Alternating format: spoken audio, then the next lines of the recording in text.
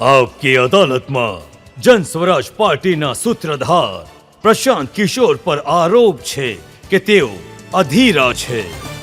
પ્રશાંતજી, તમે હંમેશા બેચેન રહો છો, બેતાબ રહો છો। 2 વર્ષની યાત્રા કરી, તમે કહો છો બિહારમાં બધી સીટો પર લડશો, તમે કહો છો કે એટલી સીટો આવશે કે ગણવી મુશ્કેલ થઈ જશે।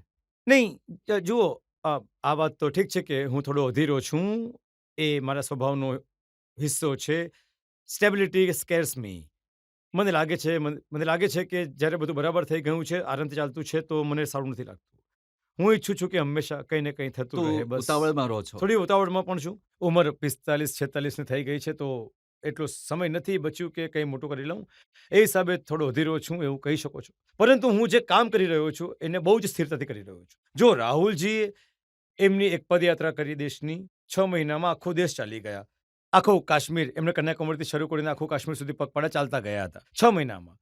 હું એક દિવસ પણ બ્રેક નથી લેતો। જો દિલ્હી આવ્યો હોઉં તો 1-2 દિવસ માટે લોકસભામાં યાત્રાની ઇલેક્શન કમિશને રોકી લીધી હતી, એટલે હું દિલ્હીમાં હતો। નહીં તો હું બ્રેક નથી લેતો। બિહારમાં જ રહું છું, એ જ ગામમાં સેવા છું। તેમ છતાં ગયા 2 વર્ષમાં ફક્ત 18 જિલ્લાઓ જ બિહારના ચાલી શક્યો છું, પગપાળા કરતાં 60% ચાલી શક્યો છું। એ નજરિયાથી તો હું ખૂબ જ ધીમે ચાલવાવાળો વ્યક્તિ છું। પરંતુ એ જરૂરી છે કે જ્યારે આને બનાવી રહ્યા છે, આટલી મહેનત કરતા તો આખું પીસ મિલમાં નથી બનાવી રહ્યા, કંઈક વિચારીને બનાવી રહ્યા છે કે બિહારમાં વ્યવસ્થા બદલવાની છે, અને જો બદલવું જ છે તો આખા ચૂંટણીમાં લડવી પડશે। હવે જો સ્પર્ધા કોની સાથે છે? તેજસ્વી યાદવ 12 વર્ષથી રાજનીતિમાં છે, 40 મહિના મિનિસ્ટર રહી ચૂક્યા છે, આટલો અનુભવ છે એમની પાસે। તમારી પાસે શું છે? 2 વર્ષની યાત્રા? નહીં, બરાબર વાત છે। તેજસ્વી યાદવ, જો- જો- જો- જુઓ, પહેલી વાત તો હું તમને એ જણાવી દઉં કે અમારો મુકાબલો કોઈ તેજસ્વી યાદવ સાથે છે નહીં। જન સ્વરાજનો મુકાબલો જ્યારે પણ આ દળ બનશે, ચૂંટણી થશે, તો જોઈ લેજો। મુકાબલો તો અમારી એનડીએ સાથે જ થશે, ભાજપા ને નીતિશની પાર્ટી સાથે થશે। કેમ કે લોકસભાની ચૂંટણીમાં પણ 176 વિધાનસભામાં ક્ષેત્રમાં પણ એનડીએ આગળ છે, એટલે કે જે તેજસ્વી યાદવની, લાલુ યાદવજીની પાર્ટી છે, ઇન્ડિયા ગઠબંધનને તો 60 સીટો પર જ હતા, 176 પર એનડીએ છે। તો અમે લોકો અમારી જાતને માની લઈએ છીએ કે અમારો મુકાબલો એનડીએ સાથે છે। જ્યાં સુધી વ્યક્તિગત રીતે તેજસ્વી યાદવની છે, તો પછી એમનો જે પણ અનુભવ હોય, મારા માટે તો આટલી ઓળખ છે કે લાલુ યાદવનો દીકરો છે, એટલે એ આરજેડીના નેતા છે, અને બિહારના નેતા ક્યારેય એ બન્યા નહીં, જનતાને વોટ મળ્યું નહીં। અને વ્યક્તિના નજરથી એમને એવું કોઈ કામ કર્યું નથી કે બિહારના હોવાને કારણે હું તેજસ્વી યાદવને ઘણું નોટિસ કરું છું કે હું એ વાતનું અધ્યયન કરું કે નહીં, આ માણસ માટે મારે જાણવું સમજવું જોઈએ। જે લેખન વાંચન કર્યું છે તે તો જો 9માં જ। તમે શું સમજી રહ્યા છો? પપ્પા મુખ્યમંત્રી રહ્યા હતા, મમ્મી મુખ્યમંત્રી રહ્યા હતા, બેન રાજ્યસભામાં છે, બે મામા પાર્લામેન્ટના મેમ્બર રહી ચૂક્યા છે, નાના ભાઈ સરકારમાં મંત્રી રહી ચૂક્યા છે। બરાબર વાત છે। આ તો એક પ્રકારે જવાબદારી છે। મારી સમજ પ્રમાણે આ તો એકની જવાબદારી છે। કેમ કે બિહારમાં આજે જે સ્થિતિ છે, જો એમના મમ્મી પપ્પાના મુખ્યમંત્રી રહી ચૂક્યા છતાં બિહાર આજે દેશનો સૌથી ગરીબ અને પછાત રાજ્ય છે, તો આ તો એમના ખાતામાં જ જશે ને। એમના પક્ષની તો આ વાત છે નહીં। જો એમના પરિવારના 5-7 લોકો રાજનીતિમાં છે, જેમનું કોઈ ક્વોલિફિકેશન નથી, ફક્ત એવું હોય કે લાલુજીના છોકરાઓ છે, તો આ એમના વિરુદ્ધ જાય છે। બિહારમાં ફક્ત આમની વાત નથી, હું તો તમને એક આંકડો આપું છું। મેં જન સ્વરાજ માટે મારા અભિયાન દરમિયાન એક અધ્યયન કરાવ્યું, જેમાં પાછલા 30 વર્ષમાં જેટલા સાંસદ અને વિધાયક બન્યા છે, પછી કોઈ પણ પાર્ટીના હોય, કોંગ્રેસના હોય, આરજેડીના હોય, જેડીયુના હોય, ભાજપાના હોય, બધાની સૂચિ મેં બનાવડાવી, તો ખબર પડી કે 1250 પરિવારના લોકો જ બિહારમાં પાછલા 30 વર્ષમાં સાંસદ વિધાયક બન્યા। તમે જરા અનુમાન કરો, 13 કરોડની વસ્તી ધરાવે છે બિહારમાં, જ્યાં 3.5 કરોડ પરિવાર રહે છે, ફક્ત 1250 પરિવારના લોકો જ વિધાયક સાંસદ બની રહ્યા છે, અને એમણે એક પ્રકારનો કબજો કરી રાખ્યો છે। ત્યારે જ્યારે 1990માં પણ બિહાર સૌથી પછાત અને ગરીબ રાજ્ય હતું, 2005માં જ્યારે નીતિશજી મુખ્યમંત્રી બન્યા ત્યારે પણ બિહાર દેશમાં સૌથી ગરીબ અને પછાત રાજ્ય હતું, અને આજે પણ દેશનો સૌથી ગરીબ અને પછાત રાજ્ય બિહાર જ છે। અને આ જ 1200 પરિવારનો દાવો છે કે અમે જ રહીશું, અમે જ ચલાવીશું, કોઈ બીજો આવી નહીં શકે। તો આ પડકાર, આ વિચારને પડકાર આપવાનું નામ છે જન સ્વરાજ। તમે કહો છો એમની સાથે સ્પર્ધા નથી, એમને તો યુવાઓને કીધું કે 10 લાખ નોકરીઓ આપીશું। આખા બિહારમાં પટ્ટાવાળાથી લઈને મુખ્ય સચિવ સુધી જે લોકો સરકારી નોકરીમાં છે, એમનું ટોટલ સંખ્યા છે 23 લાખ। 1.97% જ લોકો બિહારમાં સરકારી નોકરીમાં જ આજ સુધી 75 વર્ષમાં છે। અને તમે કહી રહ્યા છો કે અમે 10 લાખ એક દિવસમાં આપી દઈશું. કેવી રીતે સંભવ છે? અને માની લો કે 10 લાખ તમે આપી પણ દીધું, માની લો એક વાતને. તે 23 લાખમાં 10% વધારે તો 3% થઈ ગયા, 97%. 97% બિહારનું તો આમે કંઈ નથી થવાનું. 40% લોકો તો બિહારમાં ભૂમિહીન છે, એમના માટે શું કરી રહ્યા છો? જો તમે પ્રાઇવેટ સેક્ટરને પણ જોડી લો, તો પણ 2/3 લોકો તો એમાં જ આવતા નથી ને, તો આ સરકારી નોકરીમાં આવે છે, ના તો પ્રાઇવેટ નોકરીમાં. એમને તો તમારે કંઈક ભૂમિ સુધાર કર્યું જ નહીં તમે. તમે છોકરાઓને ભણવાની વ્યવસ્થા કરી નહીં. તમે લોકોની રોજીરોટી માટે કેપિટલ પૂંજીની વ્યવસ્થા કરી નહીં. આ ફક્ત સરકારી નોકરીઓ સાથે આપી દઈશું, અમે રાજા છીએ, 10 લોકોને નોકરી આપી દઈશું, એનાથી જનતા વોટ આપશે, તો મૂર્ખ બનાવવાની વાત છે. આ તમે જણાવો, 75 વર્ષમાં 23 લાખ નોકરી. અને આ કહે છે કે અમે 75 દિવસમાં આપી દઈશું 10 લાખ. એકદમ ખોટી વાત કરી છે. તમે 9મું ફેલ કેમ કહો છો? ભાઈ રજતજી, તમે પત્રકાર, તમે જ કહો. પત્રકાર છો તમે, હું શું કહું? વકીલ કહીશ. તમે પત્રકાર છો, હું તમને પત્રકાર કહીશ. તેજસ્વી યાદવનું 9મી ફેલ છે તો 9મી ફેલ કહીશ. ભાઈ હવે હવે હવે એવું જીવનમાં ભણવાની તો કોઈ ઉંમર છે નહીં. હમણાં પાસ થઈ જાય, 10મી પાસ થઈ જાય, હું એમને 10મી પાસ કહેવા જો લાગીશ. આટલા લોકો છે જે અરે હું જે ભણ્યા નહોતા પણ સારા, જેમ કે કામરાજ હતા. હા, બિલકુલ ભણેલા ગણેલા નહોતા, પણ એમણે કોંગ્રેસની અધ્યક્ષતા ચલાવી, ઇન્દિરા ગાંધીને પ્રાઇમ મિનિસ્ટર બનાવ્યા. જો મારી વાત તમે જમીન પર સાંભળો, હું એમ નથી માનતો કે ભણતર થવાથી જ લોકો સમજદાર બને છે. હું એવું નથી માનતો. પણ ઘણીવાર એવું થાય છે કે તમારી આર્થિક સામાજિક સ્થિતિ જે એવી હોય છે કે તમે ભણી નથી શકતા, કે તમને ભણવાની સુવિધા નથી મળતી. પણ જેમ કે તમે પોતે કહી રહ્યા હતા, જેનાથી પિતાજી મુખ્યમંત્રી, માતાજી મુખ્યમંત્રી, એ વ્યક્તિ 9th ક્લાસ પાસ નહીં કરે, એ બતાવે છે. ખાલી એટલું જ નથી બતાવતું કે ભણવામાં સારા નથી કે ખરાબ છે, એ બતાવે છે કે શિક્ષાને લઈને એમના મનમાં શું વિચાર છે, શિક્ષણનું મહત્વ કેટલું એમના મનમાં છે. તમે એ જણાવો કે બિહારનો એક સાધારણ છોકરો, બિહારની શું ઓળખ છે? ઘણું ગરીબ રાજ્ય છે. લોકો મજૂરી કરવા આવે છે, અને જે છોકરા ભણેલા ગણેલા છે, 3 વર્ષ, 4 વર્ષ, 5 વર્ષ, 10 વર્ષ લોકો નાના રૂપમાં ચોકી પર પીઠ સીધી કરીને અડધું પેટ ખાઈને ભણે છે કે હું નોકરી કરી શકીશ, કંઈક બની જઈશ. ક્લર્ક બનવા માટે, પટ્ટાવાળો બનવા માટે, સિપાહી બનવા માટે તમને 3-4 વર્ષ, 5 વર્ષ મહેનત કરવી પડે છે. અને તમે 9મી પણ પાસ નથી અને તમે કહો છો કે અમે બિહારના રાજા બનીશું. કઈ રીતે માની લેવામાં આવે યાર? કઈ રીતે માની લઈશું? અને હું બિહારનો હોવાનો નાતે કેમ નહીં આનો વિરોધ કરીશ? હું મારી વાત અહીંયા તમારી દર્શકની લાઈનોમાં ખાલી બિહારના જે લોકો છે તે હાથ ઉઠાવે. કેટલા લોકો છે જે 9મી ફેલને પોતાના નેતા માનવા ઈચ્છે છે? હું તો રોજગારમાં ચલાવી રહ્યો છું. હું તો લોકોને એમ જ કહી રહ્યો છું ભાઈ. આજકાલ એ તમારા વિશે કોમેન્ટ કરવા લાગ્યા છે. એમણે કહ્યું કે આ પ્રશાંત કિશોર વધારે ભણેલા ગણેલા છે. આ અહીંયાનો ડેટા ત્યાં કરે છે, ત્યાંનો ડેટા અહીંયા કરે ચલો છે. માની તો રહ્યા છે કે વધારે ભણેલા ગણેલા છે. ભાઈ પહેલા તો એ કહી રહ્યા હતા કે આ કોણ છે પ્રશાંત કિશોર?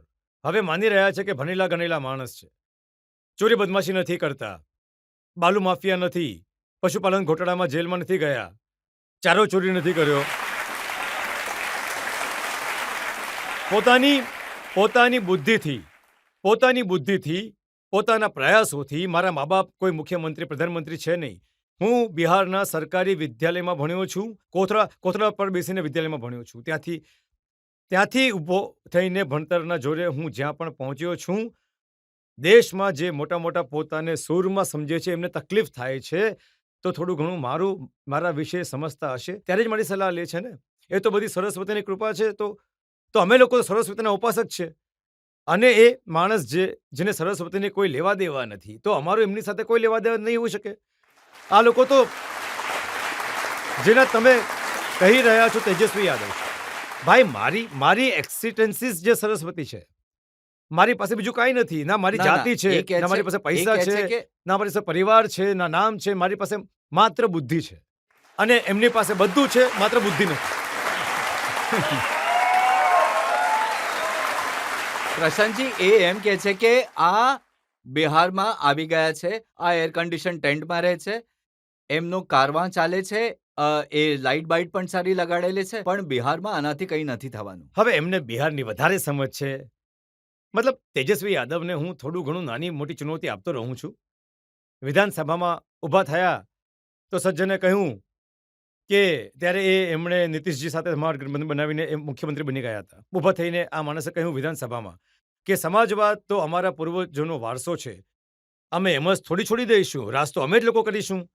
તો મેં હમણાં 2 દિવસ પહેલા કહ્યું કે ભાઈ તારો વારસો, સમાજવાદ તારો વારસો ક્યાંથી થઈ ગયો? તો તમે તો સમાજવાદીની વ્યાખ્યા પણ નથી આવડતી. માની લો પહેલાથી જ નથી, હવે ટ્યુશન રાખી લો. 10 દિવસ ટ્યુશન કરી લો અને આવીને કેમેરા પર સમાજવાદની વ્યાખ્યા કહી દો. એટલે હું આ તમારા કેમેરાથી પણ કહી રહ્યો છું તમારી રીતે. 10 દિવસ, 15 દિવસ, 1 મહિનો ટ્યુશન લઈ લો, તમારા બધા સલાહકારો પાસેથી વાતચીત કરી લો, તૈયારી કરી લો અને એના પછી સમાજવાદ, સોશિયલિઝમ પર 5 મિનિટ કેમેરા પર બોલીને બતાવી દો. કઈ રીતે સમાજવાદ તમારો કઈ રીતે થઈ ગયો ભાઈ? સમાજવાદ તો લોહિયાજીનો છે, સમાજવાદ જયપ્રકાશજીનો છે, સમાજવાદ મધુલિયમનો છે, સમાજવાદ જ્યોર્જ ફર્નાન્ડિસનો છે. આમનો સમાજવાદ ક્યારથી થઈ ગયો? જેને સમાજવાદની વ્યાખ્યા પણ નથી આવડતી, કહે છે કે અમારો સમાજવાદ નેતા છે. હવે એ સમજશે સમાજવાદને. હવે એ આભાર યાત્રા પર જઈ રહ્યા છે બિહારમાં. જુઓ, જન સ્વરાજની તો આજ સૌથી મોટી સફળતા છે કે જે લોકો ચૂંટણી પહેલા માત્ર જાતિ અને એટલે કે ભાજપનો ડર બતાવીને વોટ લેવા વાળા હવે ઓછામાં ઓછું ઘરેથી નીકળી યાત્રા પર તો નીકળી રહ્યા છે. નીકળવા દો. અને યાત્રામાં અમુક શરતો રાખી. એમણે કહ્યું કે આ જે લીલું કપડું બાંધે છે આરજેડીના કાર્યકર્તા, એ કપડું નહીં બાંધે, લીલી ટોપી પહેરશે. કપડું બાંધવાનું એમણે પોતાનું એક બનાવ્યું હતું. લોકોએ પણ કહ્યું કે આ જ રીતે કામ કરી શકે છે. ઊભા થવાનું, કપડું બાંધવાનું, લોકોને ડરાવવાથી. આનાથી બિહાર સુધરી જ નહીં શકે અને બિહારના જે યુવા લોકો છે આવી વસ્તુઓને બિલકુલ જ નકારી રહ્યા છે. તમે 30 વર્ષથી તમે અને તમારા પિતાજી અને નીતિશજીએ શાસન ચલાવ્યું. બિહારની જે દુર્દશા છે એ અમે જોઈ રહ્યા છે અને તેજસ્વી યાદવથી મતલબ નથી. અમે કોઈના વિરોધમાં નથી. હું ના તો તેજસ્વી યાદવના વિરોધમાં છું, ના હું ભાજપા અને નીતિશજીના વિરોધમાં છું. હું બિહારના પક્ષમાં છું. બિહાર બદલાવવું જોઈએ. હું એ કહી રહ્યો છું, ભલે જે બદલાય. અને રજતજી, મેં એ પણ કહ્યું છે કે ભાઈ હું તો નેતા છું જ નહીં. તમે મારી ઓળખ દેશમાં શું છે? આ પાર્ટીની મદદ કરે છે અને આ માણસ ચૂંટણી જીતાડે છે. તો હું બિહારની જનતાને કહી રહ્યો છું કે તમે પાર્ટી બનાવો, હું તમારી મદદ કરીશ. જ્યારે બીજાને જીતાડું તમને પણ જીતાડી દઈશું. જો આરજેડીના અધ્યક્ષ જગદાનંદ સિંહજી છે, એમણે એક પત્ર લખ્યો પોતાના કાર્યકર્તાઓને અને કહ્યું કે આ પ્રશાંત કિશોરના જનસ્વરાજમાં નહીં જાઓ. એ બીજેપી દ્વારા પોષિત છે. આ બીજેપીની બી ટીમ છે. જુઓ, પાછી એ જ વાત. હમણાં સુધી તો એમ કહી રહ્યા હતા કે ભાઈ આ કોણ છે પ્રશાંત કિશોર? આ તો ડેટા બેટા અહીંયા ત્યાં કરે છે. આ કેટલા દિવસ ચાલશે? આ બિઝનેસમેન છે.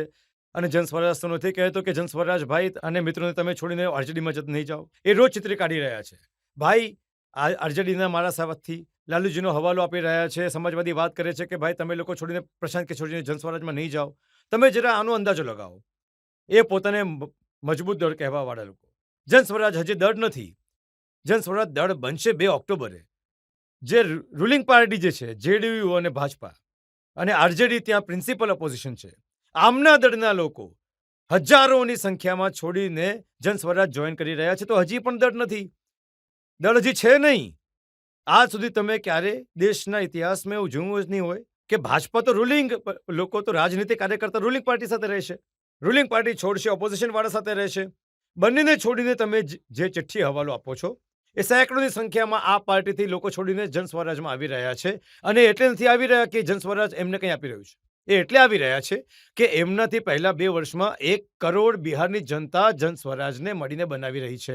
તો એમથી લાગી રહ્યું છે કે જો અમને પોતાની નેતાગીરી ચલાવી છે, બચાવી છે, તો જન સ્વરાજમાં આવવું જ પડશે. બધા હેરાન છે. જેડીયુની સરકારમાં જે અલ્પસંખ્યક મંત્રી છે જવા ખાન, એમણે કહ્યું કે પ્રશાંત કિશોર આ રીતની વાતો એટલે કરે છે કેમ કે એમને સત્તામાં આવવાની ઉતાવળ છે.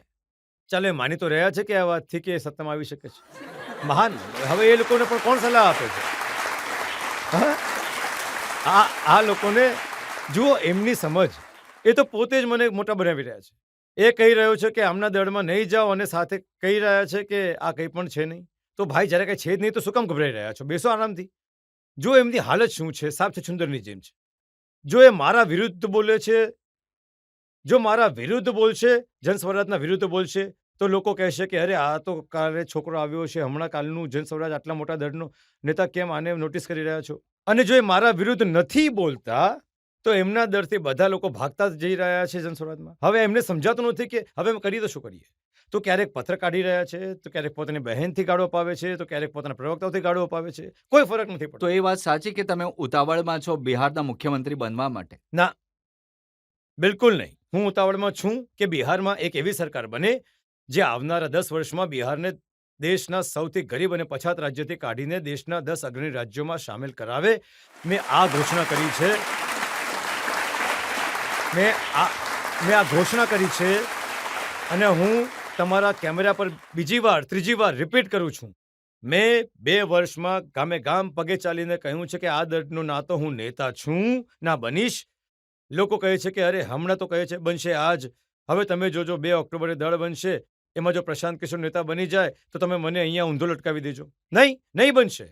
2 તારીખ પછી પણ પ્રશાંત કિશોર ગામમાં પગપાળા જ ચાલતો હશે. કારણ કે મેં આ સંકલ્પ લીધો છે. લોકો એ કહી રહ્યા છે કે કેટલો પણ પ્રયત્ન કરી લો, બિહારની જનતા નહીં સુધરે, એ જાતિથી નહીં નીકળે. તો મારો સંકલ્પ, મારા પ્રયત્ન જનતાની સાથે છે કે ભલે 3 વર્ષ પગપાળા ચાલવું પડે કે 10 વર્ષ, જ્યાં સુધી બિહારની જનતાને સમજાવીને એક સારી વ્યવસ્થા બનાવવા માટે તૈયાર નહીં કરી લઈએ, ત્યાં સુધી પ્રશાંત કિશોર પાછળ નહીં હટશે. તમે એ માનીને ચાલો કે હું એકદમ આને માટે સંકલ્પિત છું, એકદમ પાછળ નહીં હટું. અને નિશ્ચિત રીતે બિહારની જનતાને આ વાત સમજમાં આવી રહી છે. મેં જો 2 વર્ષમાં ક્યારે એક પણ કહ્યું હોય કે કોને વોટ આપવાનો છે, હું એમ પણ નથી કહેતો કે કોને વોટ આપવાનો છે. હું આખા જન સ્વરાજ અભિયાનમાં બસ એટલું જ કહી રહ્યો છું કે 1 મિનિટ તમારો સમય લઈશ કે ભાઈ તમે જે કોઈને આજ સુધી વોટ આપ્યા છે, તમે આજે વોટ આપ્યા એ તમને થોડુંક ઓછું મળ્યું. જો તમે મોદીને મંદિર માટે વોટ આપ્યો છે, મંદિર બન્યું. જો તમે મોદીને 5 કિલો અનાજ માટે વોટ કર્યો છે, તો બિહારમાં જેટલો પણ ભ્રષ્ટાચાર છે, 4 કિલો અનાજ મળી રહ્યું છે. જો તમે નીતિશજીને વીજળી માટે વોટ કર્યો, વીજળી બિહારમાં આવી ગઈ. જો તમે લાલુજીને પછાત વર્ગના અવાજ અને સન્માન માટે વોટ આપ્યો છે, તો પછાત વર્ગના અનાજ સન્માન મળી ગયું. પણ આખા બિહારમાં એક જ વસ્તુ લોકોએ પોતાના બાળકોના ભણતર અને રોજગાર માટે કોઈને વોટ નથી આપ્યો. તો હું જન સ્વરાજ હેઠળ એટલું જ કહી રહ્યો છું, જેને વોટ આપવો હોય આપો, પણ વોટ ભણતર અને રોજગાર માટે આપો, પોતાના બાળકો માટે આપો, નેતાઓના બાળકો માટે નહીં આપો, મંદિર મસ્જિદ માટે નહીં આપો, જાતિ માટે નહીં આપો. તમે મારી, હું અહીંયા જેટલા લોકો બેઠેલા છે, હું તમને એક કહેવા ઈચ્છું છું કે તમને પડકાર પણ આપું છું. 2 વર્ષમાં જો પ્રશાંત કિશોરે પોતાના મોઢાથી એક વાર પણ કહ્યું હોય કે જન સ્વરાજ ને વોટ આપો કે પ્રશાંત કિશોર ભરોસો કરો, હું તો ગામે ગામ જઈને એક જ કહું છું, જો પ્રશાંત કિશોર પણ આવશે તો તમારી દશા નહીં સુધરશે. એ ત્યારે સુધરશે જ્યારે તમે તમારા બાળકો માટે વોટ આપશો. સિમ્પલ વાત છે. તેજસ્વી યાદવ, લાલુ યાદવ પોતાના દીકરા માટે વોટ માંગી રહ્યા છે. ફરક શું છે? લાલુ યાદવ પોતાના દીકરા માટે વોટ માંગી રહ્યા છે. હું કહી રહ્યો છું બિહારના લોકોને કે તમે લાલુના દીકરા માટે નહીં, પોતાના બાળકો માટે વોટ આપો. એમની પીડા તો લાગશે જ લાગશે. જુઓ, મેં એક જાહેરાત કરી બિહારમાં, મેં ઘોષણા કરી બિહારમાં કે ગરીબથી ગરીબ માણસ પણ, ગરીબથી ગરીબ ઘરનો છોકરો પણ જો રાજનીતિમાં આવવા ઈચ્છે છે, તેનામાં ક્ષમતા છે, જોશ છે, મહેનત કરવા માટે તૈયાર છે, તો અને સમાજની એની સાથે ઊભો છે, તો જન સ્વરાજ પોતાને ખર્ચે એને ચૂંટણી લડાવશે. આખી એમણે બબાલ મચાવી દીધી. અરે આ માણસ કહી રહ્યો છે કે પૈસા આપીને ચૂંટણી લડાવશે. અરે ભાઈ, આ લોકો તો એ જ છે જેના નેતાઓથી પૈસા લઈને ટિકિટ અપાય છે. હવે તમે કહો છો, હું કહી રહ્યો છું કે ગરીબમાં ગરીબ માણસ પૈસા નથી, પૈસાના કારણે જો નથી રાજનીતિ કરી શકતો, તો જન સ્વરાજ એની મદદ કરશે. એ એમને ગાળો આપી રહ્યા છે. એમને આજ તો એ વાપરી રહ્યા છે કે ભાઈ તું રાજનીતિ કેમ કરી શકે છે? તું સક્ષમ છે પણ તારી પાસે પૈસા નથી એટલે તું નહીં જ કરી શકે. આ કેમ કે તારી પાસે જાતિ નથી, તમારી પાસે બાહુબળ નથી. આ ત્રણેય વસ્તુ અમે એના ઠેકેદાર છીએ. તો જન સ્વરાજ હું કહી રહી છે કે તમે જાતિથી નહીં ડરો, પૈસાની ચિંતા નહીં કરો, ચૂંટણી લડવાના સમીકરણની ચિંતા નહીં કરો. ચિંતા પોતાના ભાઈ, પોતાના દીકરા પ્રશાંત કિશોર પર છોડો. તમે ઊભા રહો, હું તમને ચૂંટણી લડીને જીતાડીશ. જુઓ, બિહારમાં તો લોકો એમ કહે છે કે ભલે જન સ્વરાજ જીતે કે પછી આરજેડી જીતે કે પછી બીજેપી જીતે કે જેડીયુ જીતે, મુખ્યમંત્રી નીતિશ કુમાર જ બનશે. હા, અત્યાર સુધી તો આવું જ થઈ રહ્યું છે. આ હું એટલા માટે થઈ રહ્યું છે કે બિહારની જનતાએ, અહીંના લોકોએ પણ સમજાવવું જોઈએ. ઘણીવાર લોકોને લાગે છે કે લાલુજી આટલા મોટા નેતા છે બિહારના, આ જીતીને આવે છે, હારે છે. લાલુજી પોતાના દમ પર બિહારની જનતાને લાલુજીએ ફક્ત એક જ વાર ચૂંટણી જીતાડી છે. પાછલા 30 વર્ષમાં લાલુ યાદવની પાર્ટીએ પોતાના દમ પર એક જ વાર જીતી છે 1995માં. નીતિશ કુમારને આજ સુધી બિહારની જનતાએ પૂર્ણ બહુમતી નથી આપી. આ માટે હું ફરીને કહું છું કે આજે બિહારની દુર્ગતિ છે, એને માટે નિશ્ચિત રીતે લાલુ અને નીતિશ જવાબદાર છે. પણ આને માટે જવાબદાર જો કોઈ છે તો એ કોંગ્રેસ અને ભાજપા છે. કેમ કે લાલુજી 15 વર્ષ સુધી બિહારમાં જંગલ રાજ એ માટે ચલાવી શક્યા કેમ કે કોંગ્રેસે 15-20 સાંસદોના લાલચમાં બિહાર અને બિહારના બાળકોના ભવિષ્યને ગીરવી મૂક્યો. આવું નથી કે મનમોહનસિંહ આટલા મોટા ઇકોનોમિસ્ટ છે, એમને ખબર નહીં પડ્યું કે બિહારના ઇકોનોમીની શું હાલત છે. તેમ છતાં એમણે લાલુ યાદવની પાર્ટીનું સમર્થન કર્યું. ત્યાં એમને એક સત્તામાં રાખી, એ માટે રાખી કે તે દેશમાં એમને 15-20 સાંસદ મળતા રહે. એ જ કામ આજે ભાજપા કરી રહી છે. નીતિશ કુમારના 42 વિધાયક છે. તમારા બધાની જાણ માટે હું બતાવી દઉં, 243 વિધાયકોની વિધાનસભામાં નીતિશ કુમારના ફક્ત 42 વિધાયકો છે. તેમ છતાં એ મુખ્યમંત્રી છે. કેમ છે? કેમ કે ભાજપાએ જે મોટું દળ છે, એ પોતાના 80 વિધાયકો સાથે નીતિશને મુખ્યમંત્રી બનાવેલ છે. એટલે કે આખા દેશમાં ભાજપાવાળા બીજા દળોને તોડીને સરકાર બનાવી રહ્યા છે. બિહાર એક એવું રાજ્ય છે જ્યાં પોતાના વિધાયકો આપીને બીજાને બનાવી દેવું છે. કેમ બનાવ્યું છે ભાઈ? અહીં 12-15 એમપી અહીં આવતા રહે, દિલ્હીમાં અમારી સરકાર ચાલતી રહે. બિહાર તો છે જ મરવા માટે, બિહારના બાળકો તો છે જ મજબૂતી કરવા માટે. આ બાબતને અમે પડકાર આપી રહ્યા છીએ અમે લોકો કે ભાઈ જે બિહારને દેશના મોટા ભાગના દળ અને નેતાઓએ નહીં સુધારવા વાળું રાજ્ય માનીને છોડી દીધું છે. અરે ભાઈ બિહાર છે, કંઈ નહીં થઈ છે. આ બધું આમ જ રહેવાનું. એ બિહારને સુધારવાની જવાબદારી ફક્ત અને ફક્ત ત્યાંના લોકોની જ ઉપાડી છે. અને જન સ્વરાજ એ વ્યવસ્થા છે જ્યાં લોકોને હિંમત આપી રહી છે. ત્યાંના લોકોને એ બતાવી રહ્યું છે કે તમે કરી શકો છો. હું કામ એ જ કરી રહ્યો છું રજતજી, જે હું પહેલા કરતો હતો. આ તમે લોકો ખોટું બતાવી રહ્યા છો કે હું કોઈને નેતા બની ગયો. પહેલા હું શું કરી રહ્યો હતો? હું દળને, નેતાઓને બતાવી રહ્યો હતો કે સંગઠન કેવી રીતે બનાવો, ચૂંટણી કેવી રીતે લડો, તમારા શબ્દોમાં ડેટાની કેવી રીતે ઉપયોગ કરવો જોઈએ, કયા માણસને પ્રત્યાશી બનાવવું જોઈએ, કયા મુદ્દાને એજન્ડા બનાવવું. કામ હું આજે પણ એ જ કરી રહ્યો છું. તફાવત એટલો છે કે દળ નેતાઓને બતાડવા આ ગામે ગામે જઈને લોકોને બતાવી રહ્યો છું કે તમે કેવી રીતે સંગઠિત બનશો, તમે કયા મુદ્દાઓ પર ચૂંટણી લડો, કોને પોતાનો ઉમેદવાર બનાવો. તો અત્યારે પ્રશાંત કિશોર જન સ્વરાજના રણનીતિકાર છે. જન સ્વરાજ દળ 2 તારીખે બની જશે અને 2 તારીખ પછી એ દળના રણનીતિકાર હશે પ્રશાંત કિશોર. મારી પાસે ભગવાને જે પણ શક્તિ, બુદ્ધિ, સાધન આપ્યું છે, એ બધું સમર્પિત છે આ વ્યવસ્થાને બનાવવા માટે.